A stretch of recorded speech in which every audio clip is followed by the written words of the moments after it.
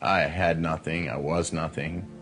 My life was worth nothing. I was dead. I was dead inside. Billy Lind wanted to die. His emptiness and desperation started when he was 5. His dad walked out on the family. I was lost. Basically, no identity. I was in search of my identity. I took a lot of blame upon myself for my father leaving. By his early teens, he had spent years in juvenile detention for repeatedly running away from home. I was raped and sodomized, amongst other things of a torturous nature. And that was at the hands of youth leaders that were supposed to be there to protect me. Within all of those rapes brought more and more emptiness. When he wasn't in juvie, he was on the streets. He learned he could sell his body for money. I lived completely on survival mode. At the same time, very empty, lonely, lost, always looking for something to fill up the big black hole inside of me that never could be filled. Sex was almost 100% of my survival, what I had to do to survive. I numbed my way from feeling anything. My self-worth at the time was so low that I believed that I was a human toy for whomever wanted to fulfill a fantasy that they had. In his 20s, he became a male escort. He also got involved in pornographic movies and live sex shows. Pornography business is nothing what it appears to be. It does nothing but dig a big, giant, deep black hole inside your soul. In order to get through that, I started to use cocaine and high doses of cocaine. He eventually traded cocaine for crack cocaine.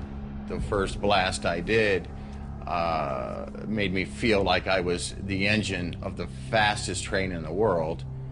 But each blast after that, I went back a car to eventually, years later, I was the caboose. But in my mind, in the insanity of the drug and the addiction, I believed if I got a better hit off the pipe, if I just got some better dope, I can become the engine all over again. And that never happened. Billy spent his days and nights in his closet, smoking crack and abusing his body. I cut myself, I rubbed my own blood on myself, and I would stick pins and needles inside of the nerves of my teeth so I could feel something. And it was all about feeling something, and anything to draw blood and bring forth pain, that pain is better than nothing. I was numb. I was numb. I had no feeling of life. He lived in his closet for 10 years, only coming out to sell his body for money to buy more crack. This is where I was going to die, and no matter how much crack I smoked, how much alcohol I drank, I was going to do it until I died. Nothing worked as far as suicide went, so I had made up my mind that I was going to just get a gun and put it in my mouth and pull the trigger, and I knew that would work. But before he could pull the trigger, he saw something that stopped him cold.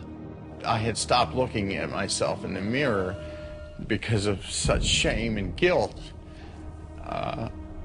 a long time ago. And I happened to get a glimpse of myself in the mirror, and I couldn't see my eyes. And it did something to me. In sheer desperation, I said, God, if you're real, you gotta save me right now, because I can't feel, and in 1.2 seconds, I'm gonna pull this trigger, and I'm going to die. That's when I felt the Spirit of God, and His right hand reached down inside of my soul and my heart and touched me. I felt this soft voice say, "Stand up."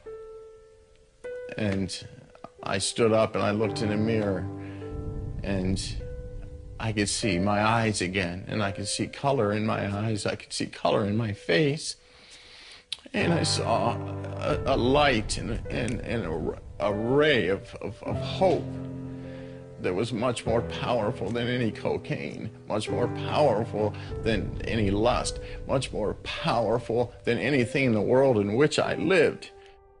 Billy was immediately changed. He cleared out his closet and threw away his drugs. He bought a Bible and spent the next year learning about the God who had saved him. Nobody saved my life but Jesus Christ.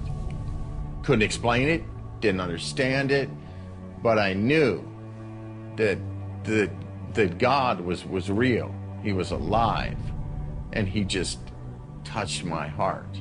I never had hope before, and now I had hope. And I knew that I was worth something. I knew that I had something that was better than what I had lived through for 40 years. Billy is married and lives in Florida with his wife. He shares his story with others who are desperate for a life-changing encounter with God.